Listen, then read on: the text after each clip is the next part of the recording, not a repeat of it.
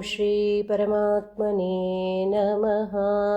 ओम श्री गुरुभ्यो नमः। श्रीमन्नारायणीयमु दशकं 36 परशुरामावतार वर्णनम्। अत्रिः पुत्रतया पुरा त्वम् अनसूयायां हि दत्ताभिधो जातः शिष्यनिबन्धतन्द्रितमनाः स्वस्थश्चरन् कान्तया दृष्टो भक्ततमीव हैहयमही पालेन तस्मै वरान् अष्टैश्वर्यमुखान् प्रदाय ददिथ स्वेनैव चान्ते वधम्। सत्यं कर्तुमथार्जुनस्य च वरं तच्छक्तिमात्रानतं ब्रह्मद्वेषितदाखिलं नृपकुलं हन्तुं च भूमेर्भरम्। सञ्जातो जमदग्नितो भृगुकुले त्वं रेणुकायां हरे रामो नाम तदात्मजेष्ववरजः पित्रोरधासम्मदम्।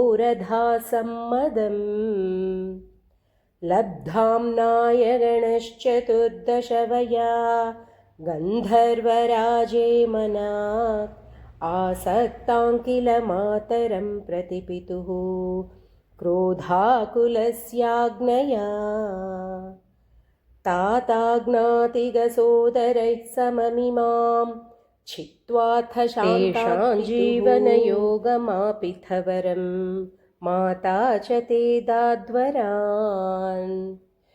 पित्रा मातृमुदेस्तवाहृतवियद् देनोर्निजादाश्रमात् प्रस्थायाथ भृगोर्गिरा हिमगिरावाराध्य गौरीपतिम्।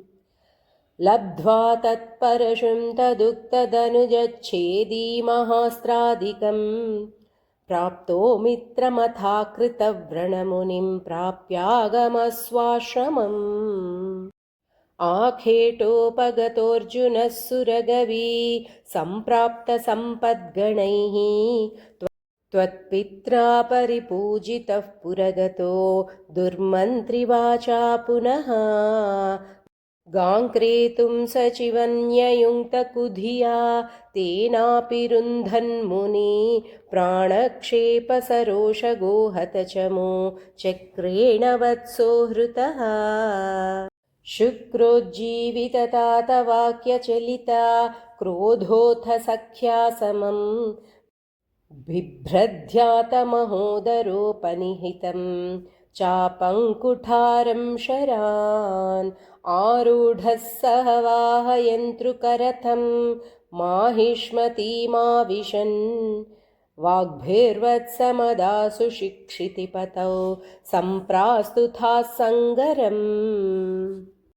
पुत्राणामयुतेन सप्तदशभिः अक्षौहिणीभिर्महा सेनानीभिरनेकमित्रनिवहैर्व्याजृम्भिता योधनः।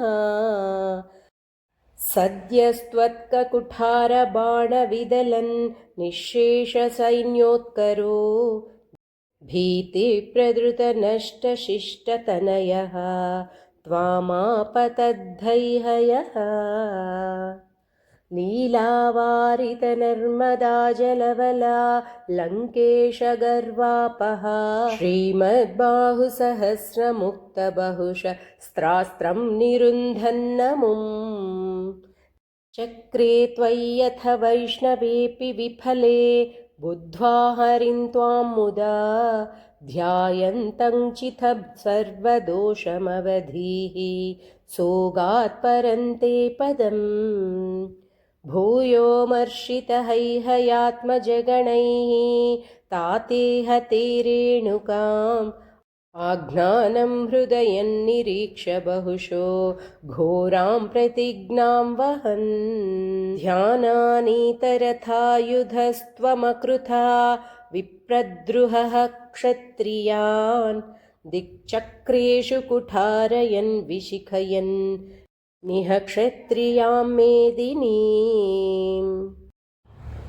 तातोज्जीवनकृन्नृपालककुलं त्रिसप्तकृत्वो जयन् सन्तर्प्याथ समन्तपञ्चकमः रक्तह्रदौघे पितॄन् यज्ञे क्ष्मामपि काश्यपादिषु दिशन् साल्वेन युध्यन् पुनः कृष्णो मुम्निह निष्यतीति शमितो युद्धात् कुमारैर्भवान् न्यस्यास्त्राणि महेन्द्रभूभृतितपः तन्वन् पुनर्मज्जितां गोकर्णावधिसागरेण धरणीं दृष्ट्वार्थितस्तापसैः ध्यातेष्वासधृतानलास्त्रचकितं सिन्धुं स्रुवक्षेपणात् उत्सार्योद्धृतकेरलो भृगुपते वातेश संरक्ष माम्. కృష్ణ.